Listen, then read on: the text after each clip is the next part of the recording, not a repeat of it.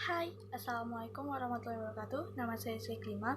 Di sini saya akan menjelaskan tentang yang pertama, definisi kemaritiman.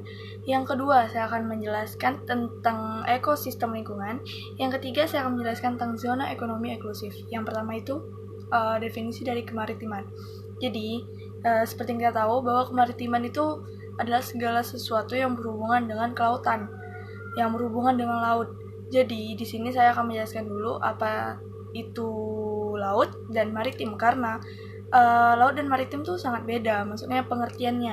Jadi kalau laut ini dia tuh kayak sekumpulan air asin, dia emang ada, tapi kita ibaratkan seperti kata benda, karena dia emang ada aja gitu. Kalau maritim itu tuh kita ibaratkan kata sifat. Kenapa? Karena maritim itu kayak segala aktivitas yang kita lakukan di laut, baik itu eksploitasi, perdagangan, pelayaran dan segala macamnya, bahkan seperti wisata alamnya atau pencemaran lautnya. Jadi kalau menurut saya, dari yang saya simpulkan sendiri, bahwa kemaritiman itu segala sesuatu yang terjadi di laut. Maksudnya segala sesuatu yang berhubungan dengan laut yang bisa kita manfaatkan. Kita sebagai manusia itu bisa memanfaatkan baik dari alamnya, misalnya kayak kita bikin suatu wisata, jadi kita bisa memanfaatkan. Jadi itu tuh yang dimaksud dengan kemaritiman. Lalu kemaritiman itu dari yang saya pelajari, itu tuh ada pada era penjajahan, era reformasi atau Orde Baru, dan era kemerdekaan, seperti itu. Selanjutnya saya akan menjelaskan tentang ekosistem lingkungan. Oke, ekosistem sendiri itu berarti hubungan timbal balik antar makhluk hidup. Jadi maksudnya itu makhluk hidup dengan lingkungan itu saling mempengaruhi. Lalu kalau ekosistem itu kalian udah pasti tahu kan, ada yang namanya komponen biotik dan komponen abiotik. Kalau biotik itu kayak kita, manusia, itu hidup.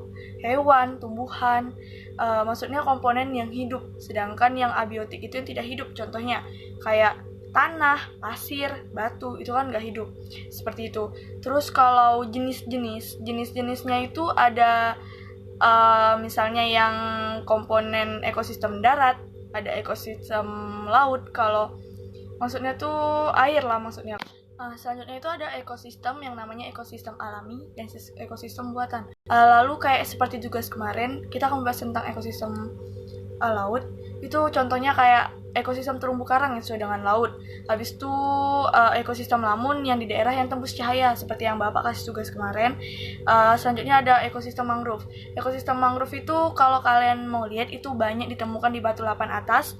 Di jembatan itu banyak banget habitat mangrove di situ. Untuk apa? Untuk menahan supaya nggak ada abrasi. Oke, selanjutnya itu ada ZEE. Kalau kalian tanya apa itu ZEE, ZEE itu jalur di luar. Dia itu udah diatur oleh UUD atau Undang-Undang Dasar. Jadi kalau kita ukur dari ujung pangkal laut Indonesia, itu tuh zona terluarnya itu 200 mil. Itu yang namanya ZEE. Selanjutnya itu ZEE itu udah diatur pada UNCLOS pada tahun 1982 dan diatur pada Undang-Undang Dasar Nomor 5 tahun 1983 Pasal 2 dan Pasal 3. Selanjutnya itu ada cara menyelesaikan masalah pelanggaran zonasi lah. Itu yang pertama, kita harus tahu dulu apa masalahnya. Yang kedua, kita menindaklanjuti dengan kompromi. Jika bisa kompromi, damai. Dan jika tidak bisa kompromi, maka kita seperti Susi untuk membakar atau mengambil kapal tersebut. Seperti itu.